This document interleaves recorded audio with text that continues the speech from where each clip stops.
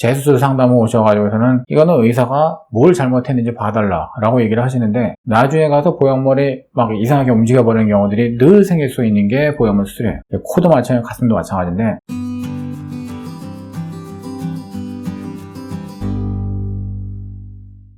안녕하십니까. 성형외과 전문의 이주학입니다. 자, 오늘 주제는 이제 위치 이상, 말 포지션이라고 이제 영어로는 얘기를 하는데, 보형물이 이제 실리콘으로 되어 있기 때문에 실리콘이라고 하는 이제 재질상의 특성상 미끄러지게 돼 있어요, 사실은. 수술자가 의도했었던 그 자리에 있지를 않고 이제 다른 데로 이제 밀려버리는, 대표적인 경우는 이제 밑빠짐과 윗볼록이죠. 옆으로 이제 그렇게 되는 거는 유방 합체증, 그 다음에 이제 바깥으로 밀리면 이제 벌어짐, 이제 동서남북으로 어디든지 다 이제 움직일 수 있는 이제 그런 것이 실리콘 보형물인데, 모든 걸 다 뭉뚱그려 가지고서는 말 포지션, 위치 이상이라고 해서 그런 주제를 한번 이야기를 해보겠습니다. 자, 늘 말씀드리는 거지만 이제 실리콘이라고 하는 재료를 우리가 왜 쓰느냐, 여러 가지 이유가 있는데, 첫째는 사실은 가공하기가 좋고 우리가 원하는 모양대로 이제 공학적으로 만들기가 쉬워요. 쉽게 구할 수 있는 아주 저렴한 그런 재료이고, 그 인체 내에서 이제 딱이 특별한 이런 그런 부작용이 밝혀진 게 없고, 인체의 어떤 촉감과 이제 비슷한 어떤 느낌을 주기 때문에 이제 실리콘을 쓰는 겁니다. 뭐 썩지 않는 거, 변질이 잘 되지 않는 거, 이런 것들도 이제 중요한 특징인데, 좋지 않은 점도 이제 당연히 있습니다. 인체하고 완전히 섞이지 않는다는 거예요. 고어텍스 뭐 이제 이런 재질들은 인체하고 좀 늘어붙죠. 거의 뭐 안 쓰이고 있지만 폴리우레탄도 인체하고 이제 껌처럼 달라붙어요. 그러나 실리콘은 전혀 달라붙지 않습니다. 이게 달라붙지를 않으면 항상 문제는 이제 위치를 특정할 수가 없게 돼버려요.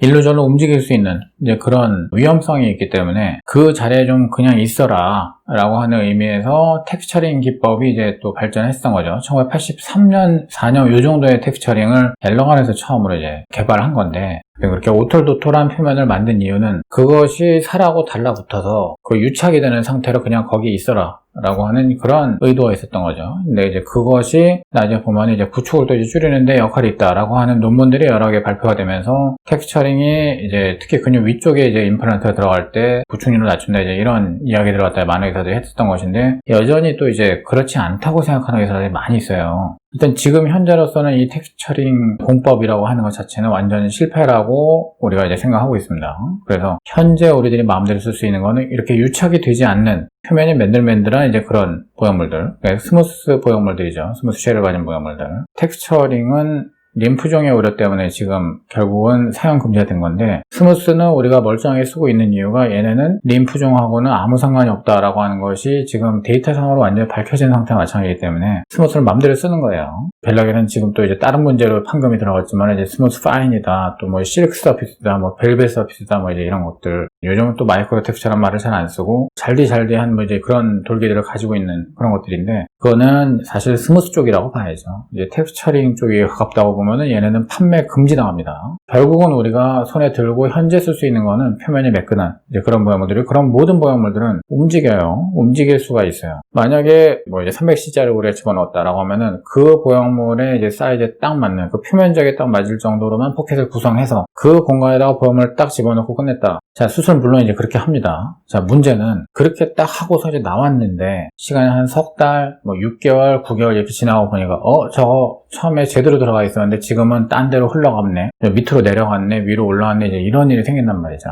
그 이유가 포켓을 이제 만들었다고 하더라도 보형물과 포켓 그것만의 관계가 아니에요. 또 하나의 변수가 생기는 게 보형물과 포켓 사이에 피막이라고 하는 게 생기기 때문입니다.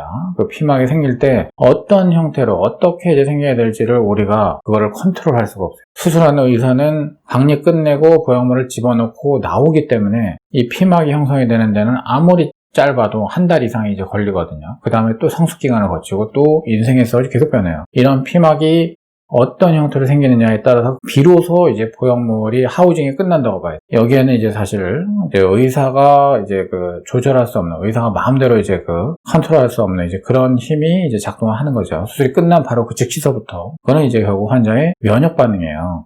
그 면역 반응은 굉장히 또 이제 복잡하고 오묘합니다. 그래서 그 면역 반응이 잘못 이상한 쪽으로 막 나가버리면 구축이 되는 거고, 구축까지 이렇게 나쁘게는 안 갔는데 보형물이 어느 쪽으로 자꾸만 이제 틀어지게끔 이렇게 피막이 형성이 됐다 라고 하면은 그거는 이제 지금 얘기하는 말 포지션, 위치 이상이 되는 거죠. 사실은 많은 환자들이 겪을 가능성이 구축보다 훨씬 더 N수당으로 보면은 훨씬 더 이제 많을 수 있는 게 위치 이상이에요. 위치 이상의 종류도 지금 얘기했듯이 동서남북으로 여러 가지가 이제 있을 수가 있고, 위치 이상 때문에 비대칭이 되는 경우도 이제 있을 수 있는 거죠.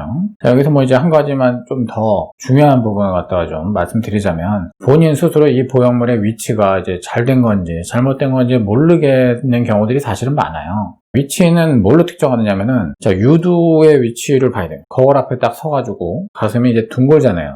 하나의 동그란 어떤 산이라고 이제 치면은 그 산의 봉우리 가장 높은 곳에 유두가 박혀 있어요. 튀어나온 것을 이제 프로젝션의 돌출이라는 뜻인데, 돌출이 되어 있는 그 돌출부 속에서 가장 높은 봉우리, 거기에 유두가 있어야 됩니다. 대부분 그 경우에 유두의 시선은 완전히 정면이거나 또는 약간 위쪽을 보게 돼 있어요. 그렇게 돼 있으면은 위치가 좀 어느 정도 괜찮구나 라고 이제 좀 캐치를 할 수가 있는 거죠.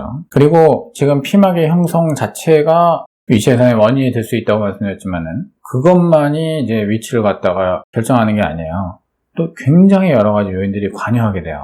근육의 그 압력, 특히 이제 근육 아래쪽에다 또는 이중편면으로 보형물을 집어넣었을 때는 이 대흉근이라고 하는 거는 여러 가지 운동에 관여를 해요. 물론 이렇게 이제 하는 이 운동에서 가장 많이 관여하지만, 그 외에 상체를 갖다가 움직이는 데 있어서 수많은 어떤 동작들과 관련이 있어요. 그러면 대흉근이 누를 때마다 이제 보형물은 그 힘을 갖다가 24시간 계속 받다가 보면은 처음에는 위치가 좋고 정상이었는데 나중에 보니까 벗어나 있는 그런 경우가 생길 수 있다는 거죠. 근육 위쪽으로 그럼 하면은 위치 이상 없겠네? 라고 생각하시면 그것도 오산이죠. 근육 위쪽에 또 이제 뭐 근막화를 했을 때는 근막 자체도 압력을 가할 수가 있고, 또 피부와 피부 및 이제 피하 지방 조직, 이제 그것들을 이제 싸고 있는 어떤 이제 결합 조직들, 인대 조직들이 있어요. 얘네들 전부가 또 압력으로 작용을 합니다.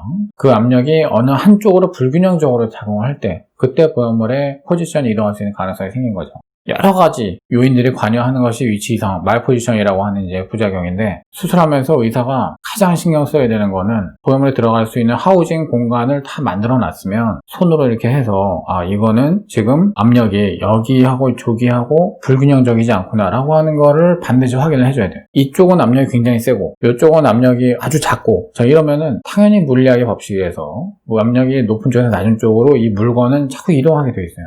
그런 것을 최소화시키기 위해서 의사가 노력을 해야죠. 물론 이제 그게 모든 부분에서 완벽하게 압력이 동일하게 될 수는 없어요. 그럼 이제 제가 텐션 핏이라고 이제 예전에 얘기를 한 적이 있었는데, 보형물 같은 이런 실리콘 보형물, 코에다가 넣을 때도 마찬가지고, 이마에 넣을 때도 마찬가지고, 가슴에 넣을 때도 마찬가지. 이런 어떤 보형물을 인체에다가 삽입하는 수술은 걔네들이 들어가는 그 공간의 압력이 될 수 있으면 이제 균형적이어야 된다.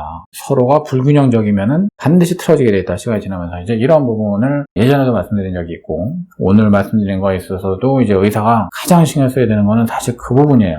위치 이상이 왜 오느냐? 첫 번째는 물론 이제 의사가 박리를 하면서 이제 그 공간을 만드는 데 있어서 보형물이 들어갈 수 있는 이 포켓을 갖다가 좀 불균형적으로 이제 만들었을 가능성, 좀 아니면 여기는 더 많이 트고 여기는 이제 덜 트고 뭐 이제 이랬을 가능성. 자, 그것이 이제 물론 있고, 그런데 그것만은 아니에요. 대부분의 환자분들이 재수술 상담을 오셔가지고서는 이거는 의사가 뭘 잘못했는지 봐달라 라고 얘기를 하시는데, 의사가 하나도 남김없이 다 잘했다고 하더라도 나중에 가서 보형물이 막 이상하게 움직여버리는 경우들이 늘 생길 수 있는 게 보형물 수술이에요. 코도 마찬가지고 가슴도 마찬가지인데, 그것이 이제 피막의 형성 과정, 이거 의사가 컨트롤할 수 없거든요. 그 다음에 유방 외피 조직의 압력의 불균형, 뭐 이런 것들이 복합적으로 작용하는 거예요. 그리고 환자분이 얼마나 이제 어떤 대흉근을 평소에 자기도 모르게 자꾸만 긴장을 시키고 있느냐, 뭐 움찔움찔하면서 자기도 모르게 쓰고 있는 경우들이 많이 있어요. 바닥에는 뼈가 또 얼마나 이제 돌출되어 있어서 그쪽에서 압력이 또 이렇게 있고, 이런 것들이 다 관여하기 때문에 사실은 굉장히 복잡하죠. 이런 모든 것들이 합쳐져서 위치 이상이라는 어떤 부작용이 나타나느냐 나타나지 않느냐를 결정한다라고 하는 거예요.